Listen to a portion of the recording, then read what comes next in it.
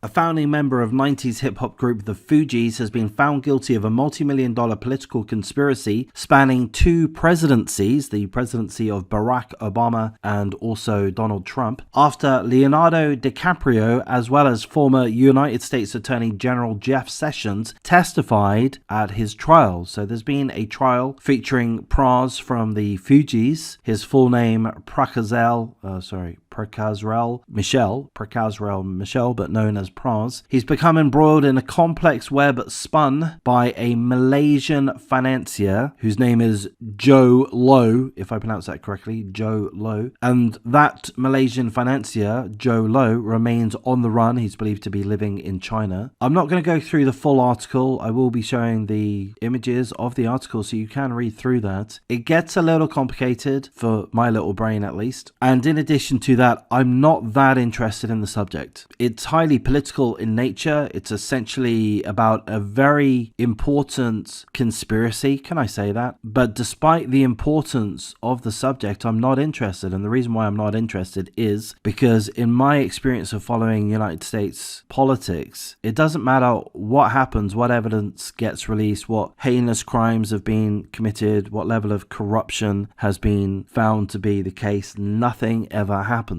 So with that, I won't allow myself, I find it too much of a struggle to get overly involved, especially if it's a complex subject where I perhaps don't necessarily understand the nuances involved. I don't have the time nor energy to try to get to grips with these subjects, and I won't allow myself to get excited about them when I know nothing's going to happen. Now, I might be wrong, because Pras has been found guilty. He pled not guilty to charges of conspiracy, witness tampering, and failure to register as an agent of China. That's right, an agent of China. So not quite a spy, but acting in the interests of a foreign nation, China in this case. Those seem to be very serious crimes, and again, he has been found guilty of those crimes. In fact, all 10 counts, all 10 charges that were made against him, Pras has been found guilty. That's a big deal if we're going to allow ourselves to be excited about this. He faces up to 20 years in prison. By the way, when I say excited, I don't mean happy that Pras is potentially going to go to jail. No, Pras was 1/3 of the Fugees, the least important third as far as I understand. Perhaps I've got that wrong, but even so, 1/3 of the Fugees,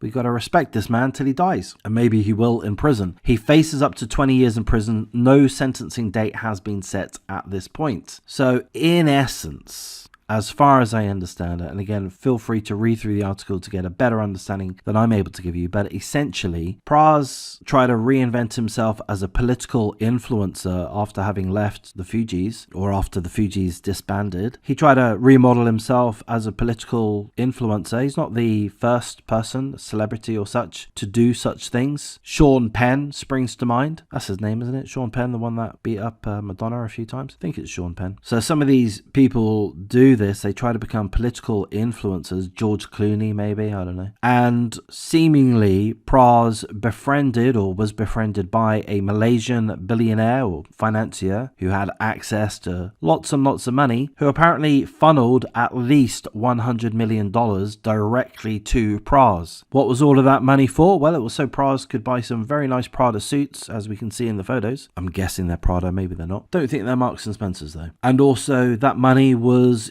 used to lobby, to yield political influence. So Leonardo DiCaprio claimed that he was friendly with Joe Low. I think Joe Low financed a movie, The Wolf of Wall Street. Good movie, perhaps a bit overrated, but anyway. Leonardo DiCaprio stated something along the lines that he donated tens of millions of dollars himself, and it was somewhat embezzled by Barack Obama or Obama's campaign, something along those lines. Again, don't take what I've just said to be correct. It probably isn't, but it's something along those lines. A bit too difficult for me to grasp fully. But essentially, the $100 million were thrown around to enact political influence. So we have Barack Obama being mentioned, we have Donald Trump being mentioned, we have Steve Bannon being mentioned. Steve Bannon's mentioned because he's buddy with a Chinese billionaire who seems to be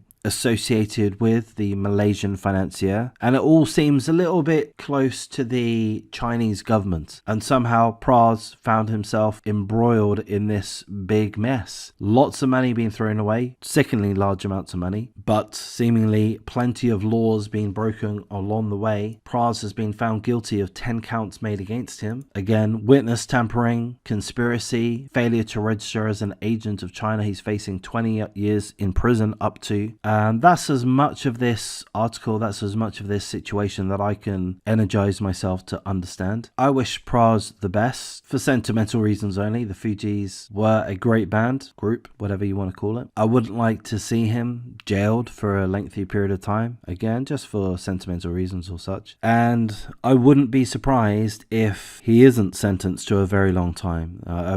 Perhaps I haven't articulated that very well. I would be thinking that he won't get 20 years in prison. He'll be sentenced to a much lesser term, maybe avoid jail altogether. Why do I think that? Well, I'm no expert. I'm just going over what I see in the world from my blinkered vision. And that is, when there's money involved, people don't go to jail. This subject has not been discussed in the media in any way, shape or form to the level that it needs to be or ought to be. I prepared this video a couple of days ago. I just didn't get around to finishing it off. And I've really seen very little mention of this. I have friends that are very politically astute, very politically minded, that take an interest in all of the major ongoings in the world of politics, US politics in particular, and no one's heard of this subject. The media aren't pushing it. No one's getting excited about it. Too many major political figures are involved. Trump, Obama, Steve Bannon, and others. No one wants to meddle with this house of cards. Too many people want to be protected, and there's enough money to ensure that they are protected. Pras could easily be a patsy. If anyone's going to go down, I guess he's the most vulnerable, but I suspect that he's going to be shielded by the sheer amount of money which is floating around this situation. Again, it's believed that he was funneled $100 million or more, which he then used to enact political influence for both the Obama administration and the Trump administration. Going to reiterate that I'm not pretending to understand the situation. If my understanding is way off the mark, so be it. Feel free to correct me in the comments, but that's as much of this topic that I wish to go through. I think it is worth looking into if you have the will to do so, but I've lost my political will. It's gone down the sink. Batteries are run out. So I'm going to wrap things up. Take care.